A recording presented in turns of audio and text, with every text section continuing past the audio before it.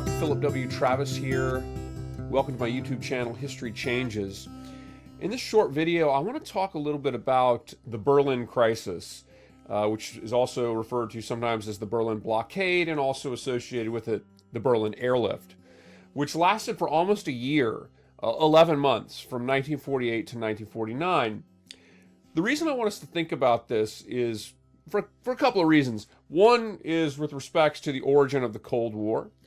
Another reason is to understand the historical roots of the development of NATO and what a significant development that this was, not only for Europe, but also for the United States and its role in the world.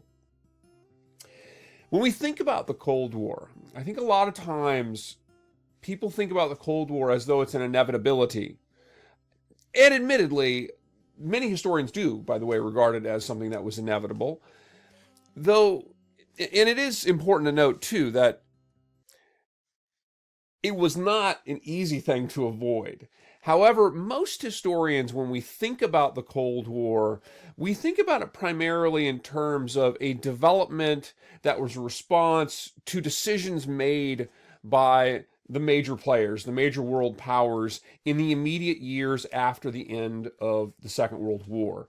So it was something that was a product of certain decisions that were made by the United States, the encouragement of the British, the decisions of the French, the Soviet Union, as opposed to something that just inevitably happened because of communism and capitalism, democracy and authoritarianism.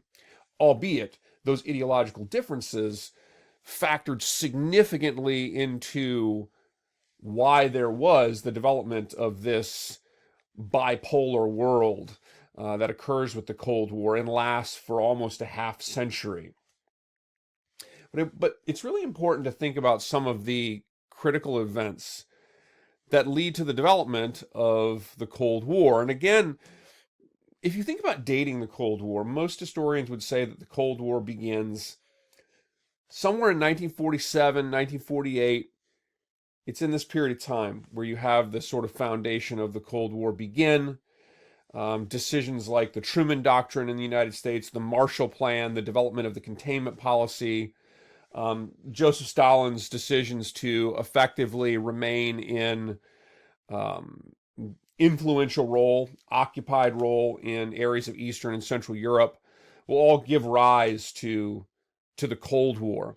And when you think about defining the Cold War, what makes the Cold War a unique period of time is really that it embodies a bipolar world.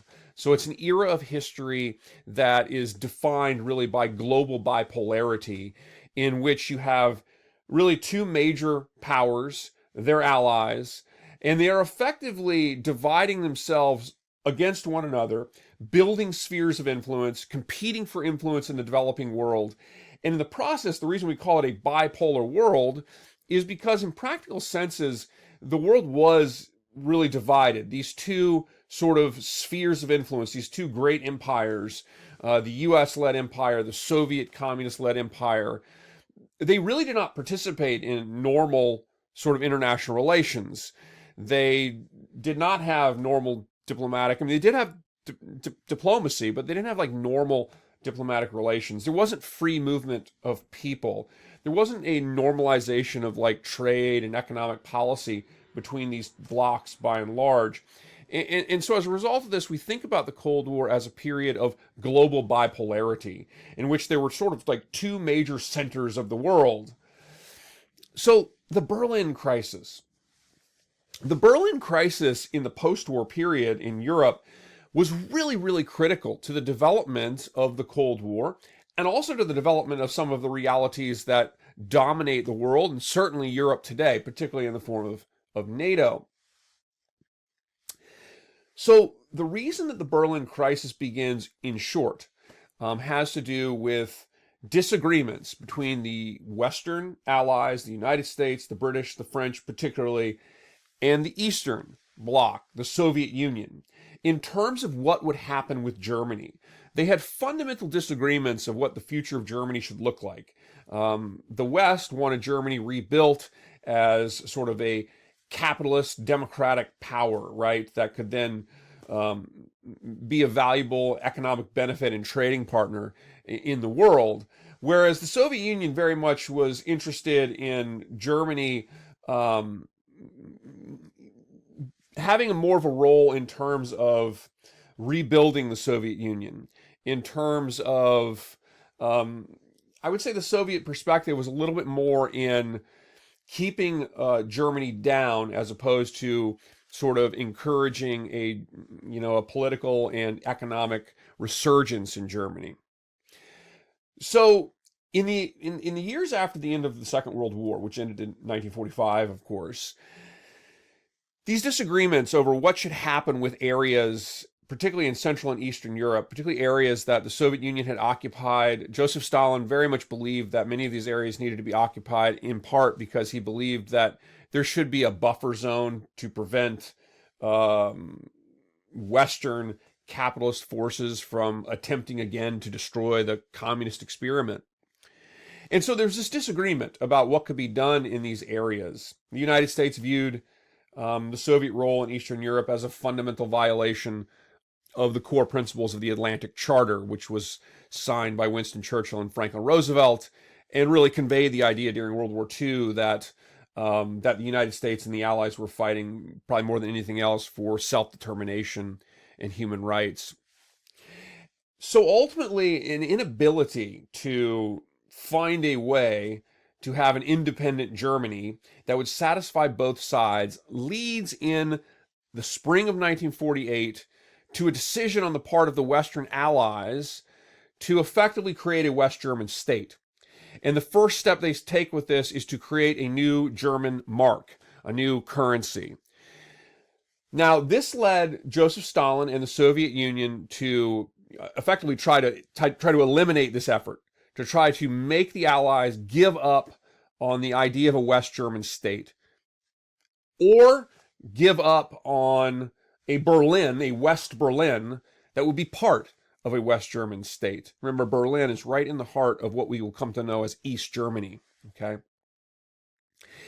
To do this, Joseph Stalin, and Joseph Stalin was not looking for war over Berlin. And at this time, the Berlin crisis will become a really, really, really concerning moment in terms of this fear of another war with a World War III, if you will, with the Soviet Union. In the West, there were real concerns that there could be a huge war breakout over Berlin at this moment. Ultimately, Joseph Stalin is not seeking war over Berlin. And the fact that he's sort of, if you will, bluffing a little bit here is one of the reasons why ultimately the Berlin blockade will not be successful. So for 11 months, the Soviet Union blockaded Berlin.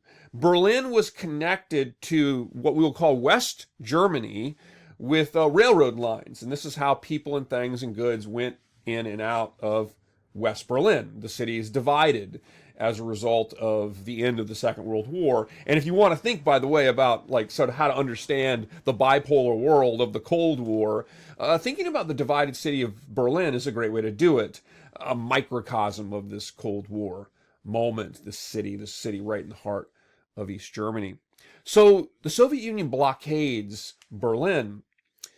The decision is made, much of it at the encouragement of the British, that the United States and the British would begin efforts to effectively thwart this blockade.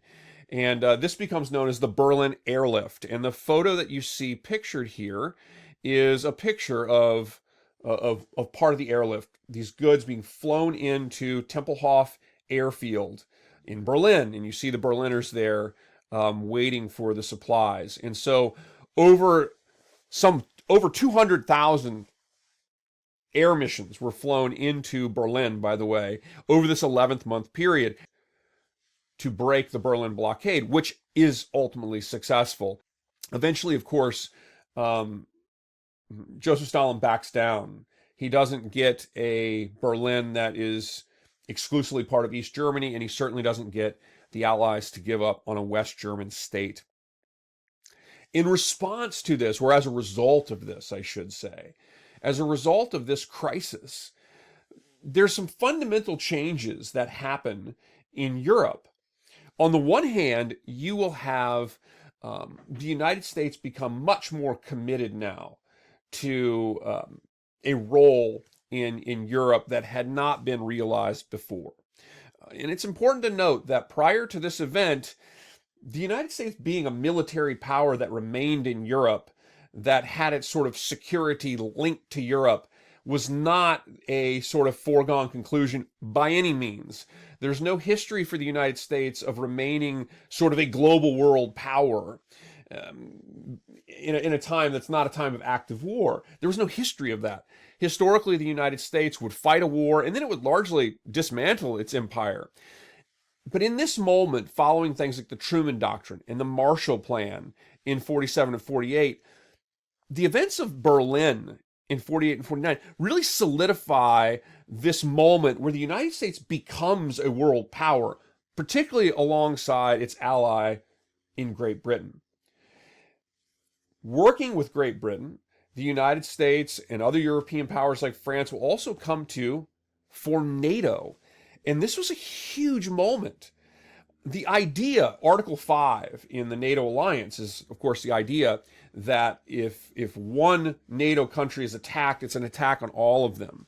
The idea that the United States would form an alliance like this, the idea that the United States would sign into an agreement, effectively a universal position of support for European allies, was a contentious, it was not a foregone conclusion, a contentious idea in some respects prior to these events.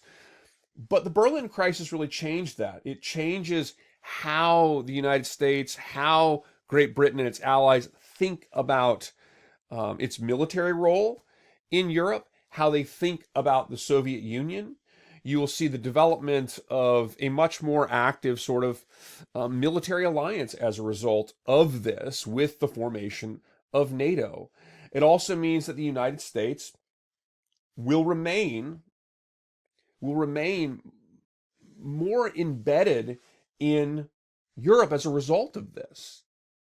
It also means that you're going to have the formation now of a West and East German state.